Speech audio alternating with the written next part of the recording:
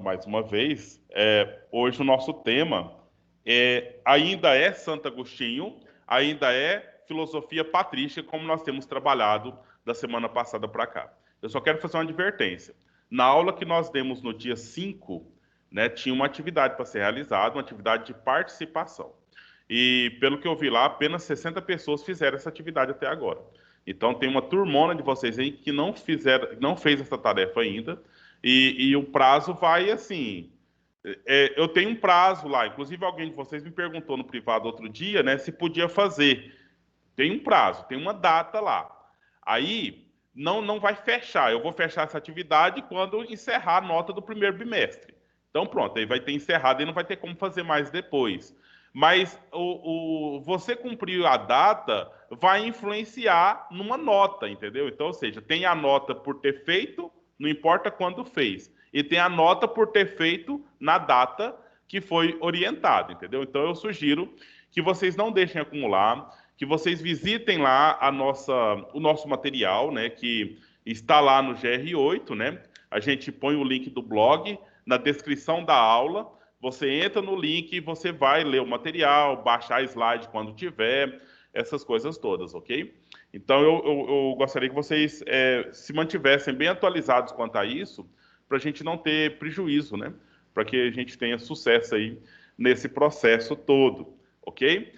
Então, outra coisa, sobre a própria questão do estudo, né? Nosso tempo aqui é um pouco curto, e aí a gente não dá conta, né, de ver todos os pormenores daquilo que é preciso, daquilo que precisa ser feito.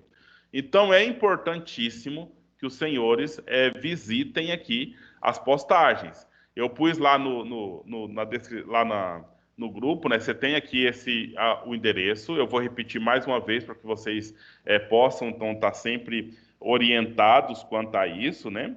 Então, filosofia 2.blogspot.com blogspot.com. Você vai estar aqui no Filosofia do Segundo Ano. Veja bem, hoje nós estamos na aula 4, nós vamos falar sobre o mal, né? Problematização do mal. Na aula passada foi filosofia da patrística, certo? E nessa filosofia da patrística, olha só, a gente entrando lá, a gente verificou aquele conteúdo, né, sobre iniciando falando sobre o Santo Agostinho. Então, vocês precisam ler todo esse material aqui, tá, gente? Vocês precisam ler bastante, né? E aqui embaixo tem aqui a atividade avaliativa que eu falei para vocês, certo? Então, vamos manter essa atualização aí. Nós vamos, então, hoje falar de um dos temas dentro da filosofia de Santo Agostinho, né, ou prosseguir um pouco o que nós estávamos estudando sobre ele. A primeira coisa aqui, olha, então, é separar a diferença entre essa palavra mal e uma outra palavra mal. A diferença do mal com U e o mal com L. Alguém poderia me dizer essa diferença? Eu sempre tive dificuldade. Certo. Então,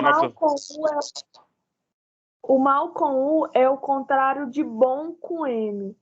E o mal com L é o contrário de bem. Justamente. Isso mesmo. Vamos só fazer aqui para a gente anotar, né, visualmente o que acabamos de dizer. Mas aí me fala, então, qual que é o significado? Você me disse o antônimo, né? Agora, e o significado de mal com L e o significado de mal com U? Então tem o mal. Mal com L, ele pode ser tipo, fulano está mal. Fulano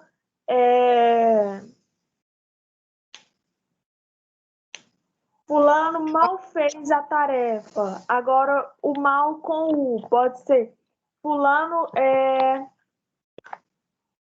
Deixa eu ver. Fulano é um sujeito mau. Tipo isso. Mal com L é tipo como, vamos supor, quando uma pessoa tá passando mal, aí é mal com L. Aí agora, quando é para explicar, tipo, uma atitude, fulano é mal, mal com U. Uma atitude ruim. Eu tá. acredito que mal com U, eu acredito que mal com U é um adjetivo e mal com L, não sei. No mal contrário de bom, né? Então tá ligado com a questão das nossas ações, por exemplo, né? As nossas ações. E é o que vocês falaram. Porque as nossas ações são aquilo que sai da gente. Entende? Então, eu fiz uma coisa má. Eu fiz algo mal, né? Ações. Agora, de onde vêm as nossas ações? Vem de nossas, por exemplo, motivações. As motivações. Então, uma pessoa que tem uma motivação boa, ela tem como fazer uma ação má? Não tem. Por quê?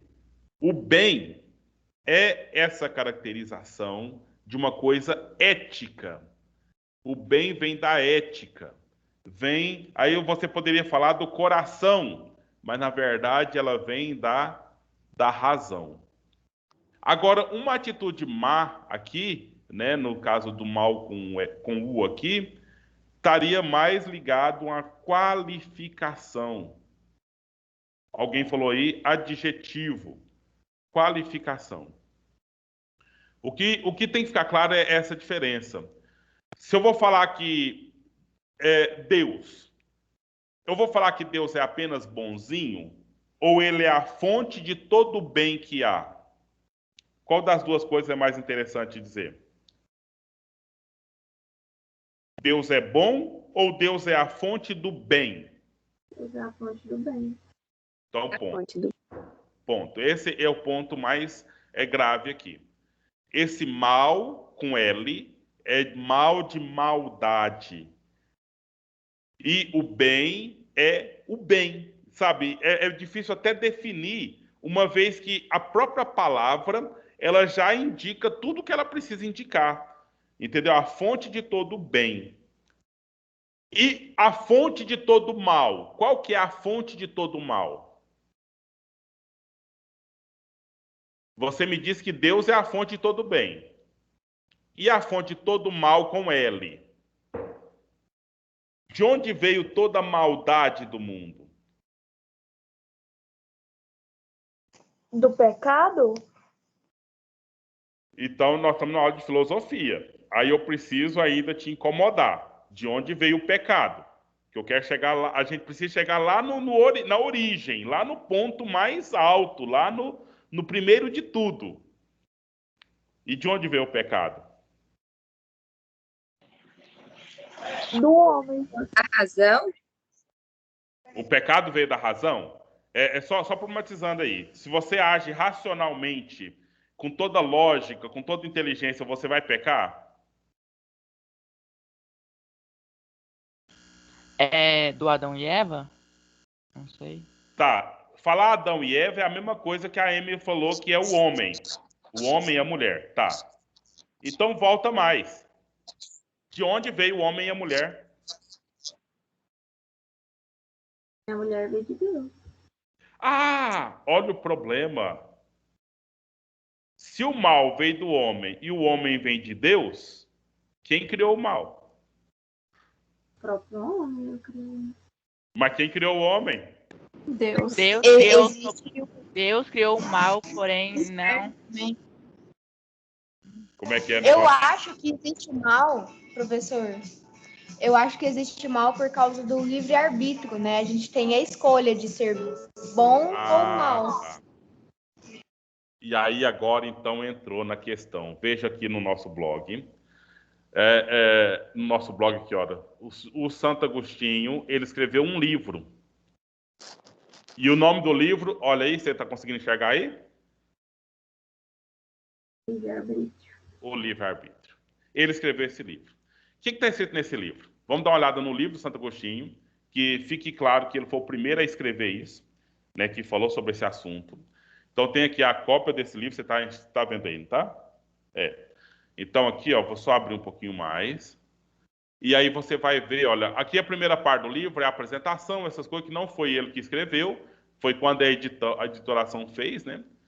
E aqui alguém escreveu sobre isso aqui. Agora vai entrar aqui no primeiro capítulo, que foi a primeira coisa que o Santo Agostinho de fato escreveu. Livro 1, o pecado provém do livre-arbítrio.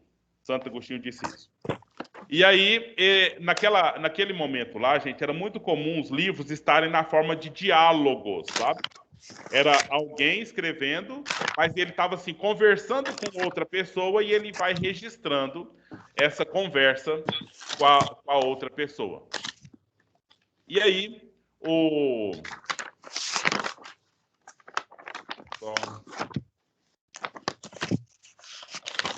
Valéria, você está saindo muito ruído do seu microfone, tá? Se puder...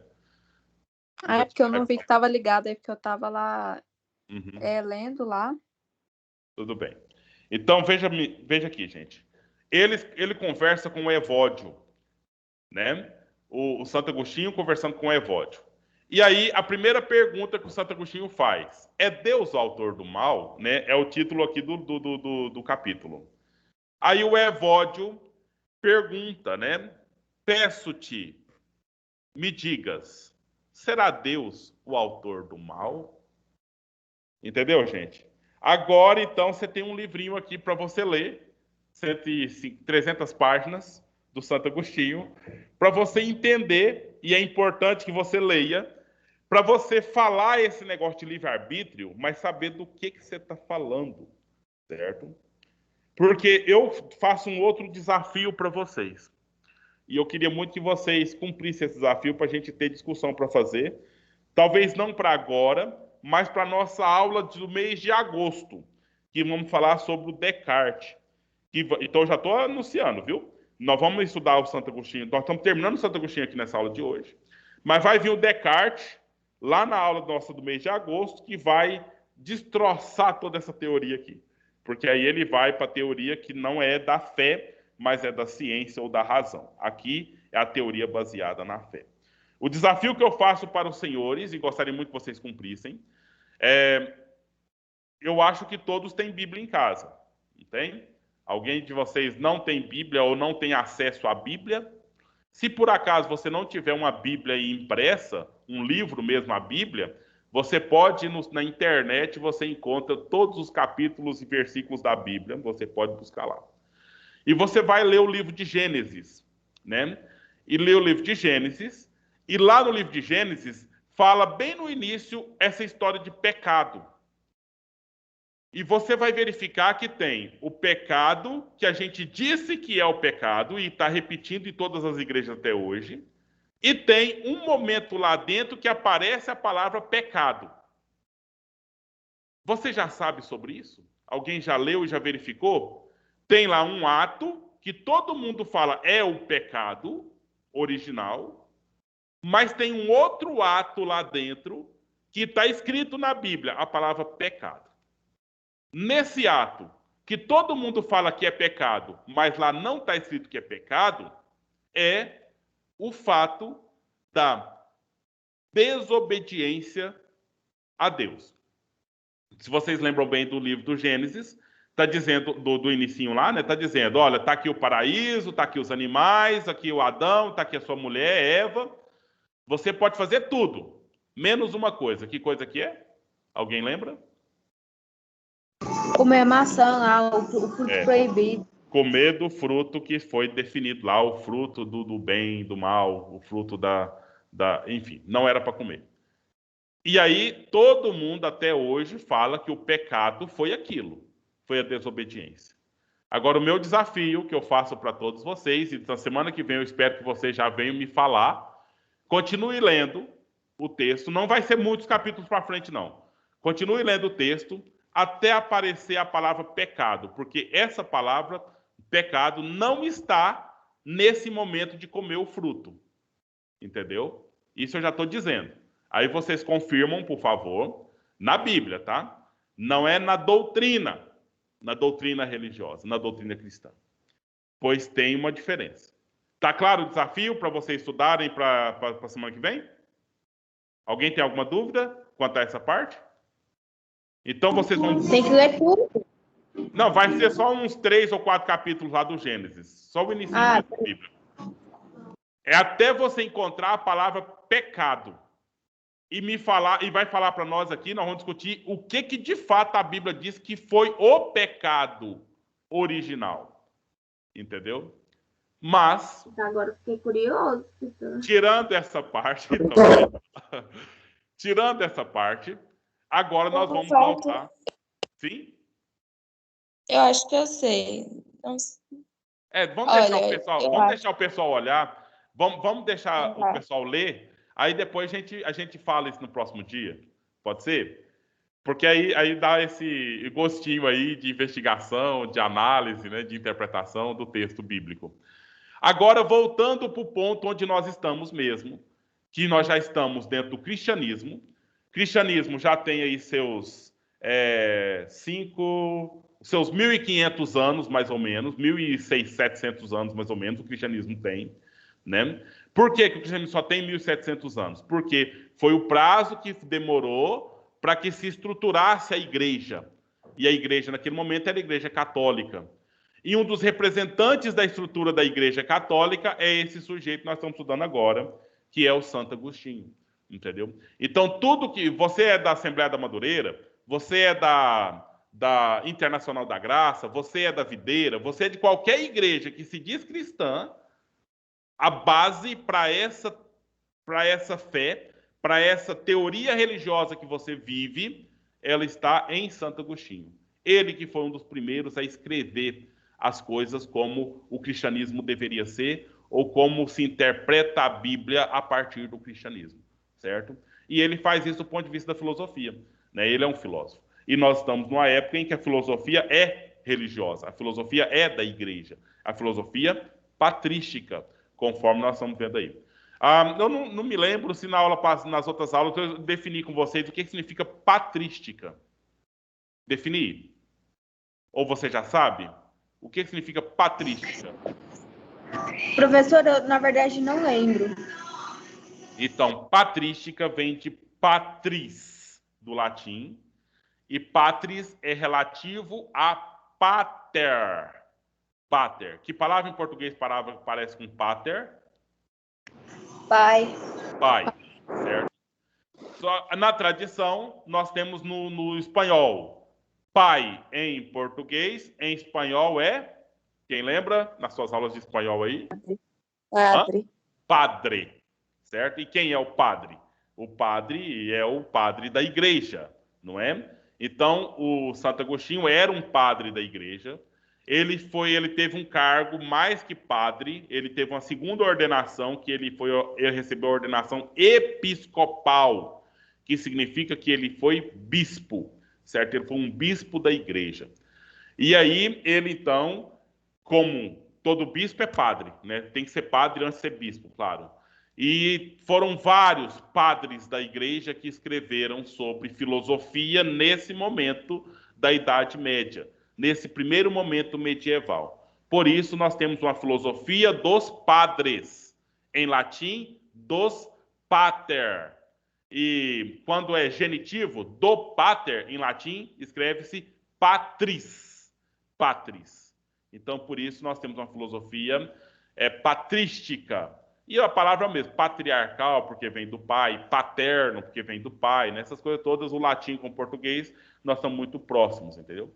Então, se alguém te perguntar o que significa filosofia patrística, então é a filosofia dos padres da Igreja Católica, certo?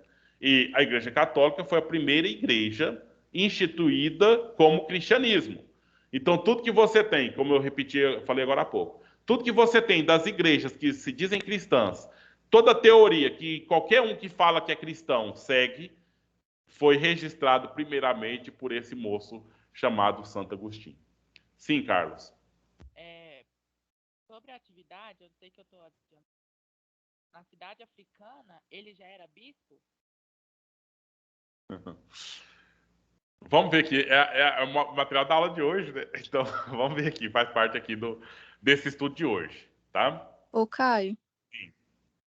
então essa filosofia patrística foi uma forma dos padres da Igreja Católica para criar uma visão mais racional sobre as explicações, já que naquela época já tinha surgido a filosofia, né? É, Ou não? sim, sim, mas tem detalhe. A filosofia já existia muito antes, né? Muito Uhum. antes. O cristianismo nasceu no meio da filosofia, certo? E aí, para o cristianismo se estabelecer, ele teve duas forças. A primeira força foi a política do governo do Constantino, que era imperador de Roma, certo? E a segunda força foi essa na questão filosófica, que diz respeito ao pensamento, à estrutura de pensamento das pessoas. Esclareceu ou não? Sim. Beleza. Então, esses dois pontos. O primeiro ponto já está estabelecido, o cristianismo se tornou, e você vai estudar em história, né? O cristianismo se tornou a religião oficial do Império Romano. Então, Então ou foi, seja, sim, pode falar. então foi mais para explicar, né, algumas visões, já que surgiu muito pensamento e muitas dúvidas na época, né? Justamente, justamente. E aí precisava, então, ser uma explicação que fosse válida para as pessoas. E a explicação válida para as pessoas naquele momento era a explicação? Me fala a palavra? A explicação que o povo aceitava naquele momento lá era qual a explicação? Não, isso é um tema. Mas que tipo de explicação, que tipo de base de verdade era aceita como oficial naquele momento lá? Pela fé e razão?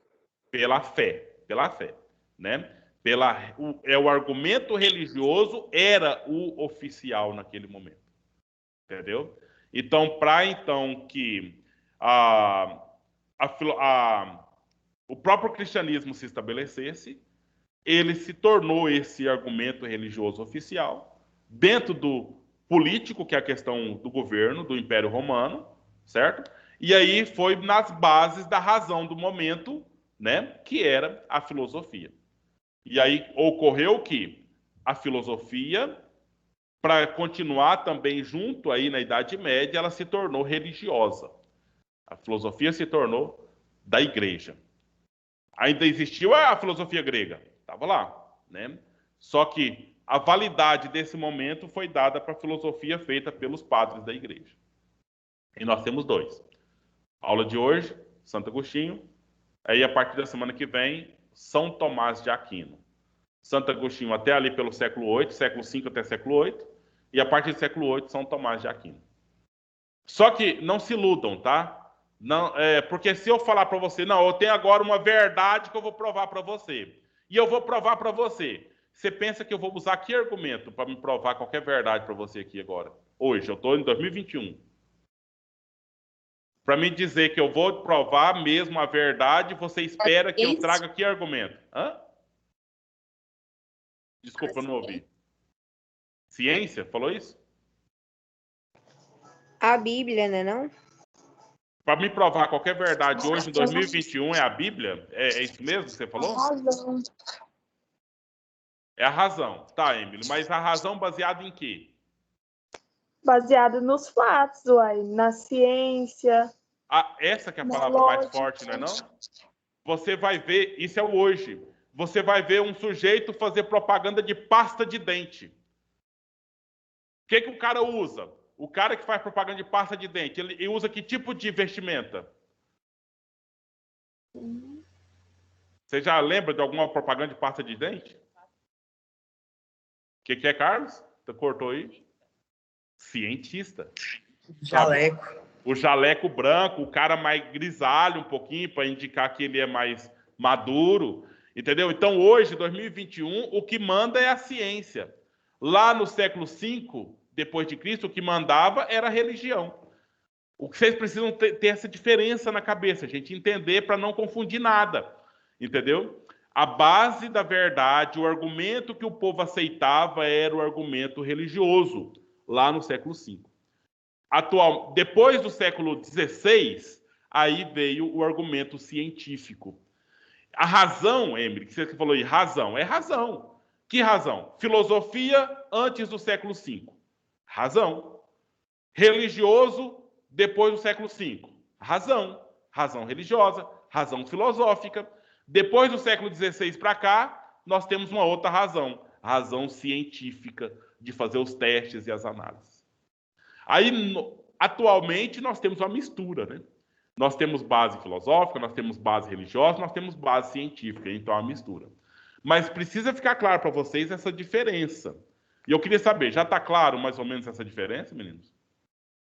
Porque se você ficar com essa dúvida aqui ainda agora, ou, sei lá, não está aceitando o que eu estou falando, não está concordando comigo, nós vamos ter sérios problemas no avanço do nosso estudo, entendeu? Nós temos que separar essas coisas.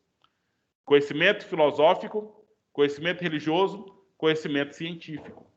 Tem diferença.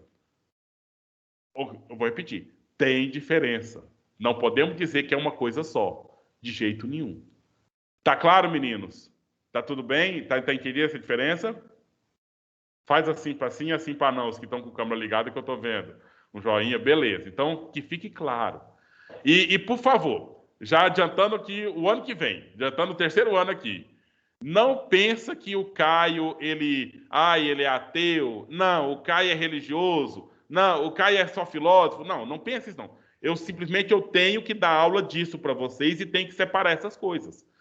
Agora nós estamos falando de filosofia da igreja religiosa, certo? Eu não fui professor de vocês no primeiro ano. Se fosse no primeiro ano, seria a filosofia lá da filosofia pura, sem religião, sem ciência. No semestre que vem, em agosto, eu vou falar para vocês da filosofia da ciência. Aí é ciência, não tem religião, não tem filosofia pura. É ciência, entendeu? São esses pontos aí. E aí o Tanak a gente tenta explicar as coisas e acaba que o tempo vai e a gente não dá conta de seguir tudo que tem que seguir. Carlos, a sua pergunta, né, vai ser preciso que você leia esse texto. Eu escrevi esse texto aqui com muito detalhezinho mesmo, né? Para essa questão acontecer. E aí eu quero só explicar aqui para você a questão do mal, conforme essa questão do livre-arbítrio. Meninos e meninas, de cara, você não vai achar na Bíblia, e o desafio está feito, você confirma, por favor. Não tem essa história de livre-arbítrio na Bíblia. O livre-arbítrio foi uma coisa criada pela doutrina religiosa. Isso eu digo sem aspas, tá? O livre-arbítrio, a ideia de livre-arbítrio, foi criada pela doutrina religiosa cristã. No caso, o primeiro sujeito que fez isso foi o Santo Agostinho. E depois, as outras igrejas que nasceram depois disso, que foi seguindo o cristianismo, mantêm a teoria do livre-arbítrio. Mas ela não é bíblica. Ela é doutrinária.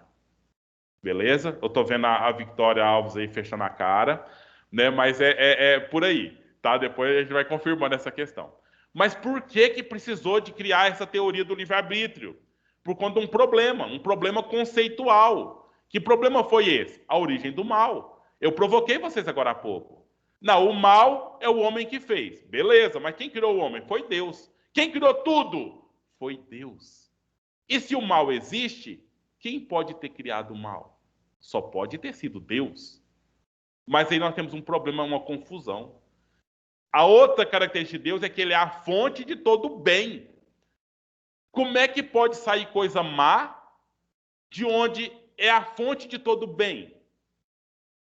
Por lógica, é impossível. Mas ainda falta explicar. O mal está aí. E de onde ele veio? Aí o Santo Agostinho deu a resposta. Gente, olha, Deus é perfeito. Deus é bom. Deus sabe de tudo. Deus pode tudo. Podia até ter evitado que o mal existisse. Mas ele criou o ser humano. E ele criou o ser humano. Isso eu já estou dando o resumo das 300 páginas do livre-arbítrio, tá? Dando resumo. Depois você lê lá para confirmar tudo isso. E você que se diz ser religioso, você tem que ler esse livro. Para você fundamentar o que você prega, o que você fala sobre o livre-arbítrio por aí. Então, fica a dica, tá? Então, o mal existe. O ser humano foi criado por Deus. E foi uma das criaturas diferentes de todas as outras que existem. E o diferencial, segundo Santo Agostinho, o diferencial para o ser humano foi Deus ter dado para ele a liberdade. Coisa que Deus não deu para a pedra, não deu para a árvore, não deu para o cachorro, não deu para a vaca, mas deu para o ser humano. E o ser humano, então, ele foi dotado da capacidade de escolhas. E quando ele pode escolher o bem ou ele pode escolher o mal. E aí está explicado, conforme Santo Agostinho, a origem do mal. Entenderam a explicação rápida? Sim, Estela. Durante toda a nossa vida também, muita gente fala que a gente tem dois caminhos. Um difícil, sabe, todo estreito, e um todo bonito, largo. E eles falam que o caminho de Deus é o caminho largo. É o caminho mais estreito. Que assim, é difícil, sabe, essas coisas. É muito difícil a gente não escolher o mal, porque a gente está apto a isso, né? A gente está apto a exercer o pecado. Aí, essas coisas que eles costumam falar. Uhum. Então eu vou preparar um pouco melhor essa aula. Nós vamos seguir esse. Se você não quiser fazer a tarefa para hoje, eu vou mudar a data para jogar mais para frente. Não, a tarefa você pode fazer, viu, gente? Porque a tarefa é só meio baseada no Santo Agostinho. Nós vamos fazer mais algumas aulas tentando explicar essa questão, tentando discutir essa questão aí. Essa questão dos caminhos, Estela, é mais uma questão que foi criada pela doutrina religiosa, tá? A doutrina religiosa que estabelece essa teoria dos caminhos, uma vez que ser religioso não é fácil, mas é o preferível. Mas é o que te leva para Deus. É o caminho que leva à salvação. E aí eles têm que repetir isso muitas vezes até que você concorde, até que você aceite, né? E você saiba, vai para o caminho largo, vai para as bebedeiras, vai para as fanfarras, aí você vai ver onde você vai parar, que vai ser no inferno, né? Então, se você quer ir para o céu, vem aqui para o jejum, para a oração, vem aqui para as práticas da caridade, vem aqui para as atitudes piedosas, entendeu? Então, isso a doutrina criou isso aí. Só que tem a explicação filosófica para essa questão, e na próxima aula a gente vai continuar esse assunto. Tudo bem, gente? Ó, o desafio lançado, eu espero que todos vocês leiam, e no início da aula que vem, hoje nós começamos a falar do mal, e eu quero que vocês falem para a gente, na aula que vem, o que é o pecado. O que é esse tal de pecado original? Certo? Então, estamos provocados, está aqui o material, vamos continuar estudando isso na semana que vem, certinho? Bom dia para vocês, tudo de bom. Tem atividade para ser realizada agora? Pode ser e pode não ser, porque eu vou alterar a data e jogar ela mais para uma semana para frente, tá? Hello. Aí você pode escolher. Ô, professor, você vai postar lá no GR8, né? É, eu vou postar lá agora, mas já tá aqui nesse link que eu te mandei no grupo da sala, agorinha. Mas eu vou pôr no GR8 na sequência. Qual que é o capítulo que é para ler na Bíblia mesmo? Gênesis? É os primeiros capítulos do livro de Gênesis. Então, tudo de bom para vocês. Até a próxima aula. Tchau, professor. Tchau.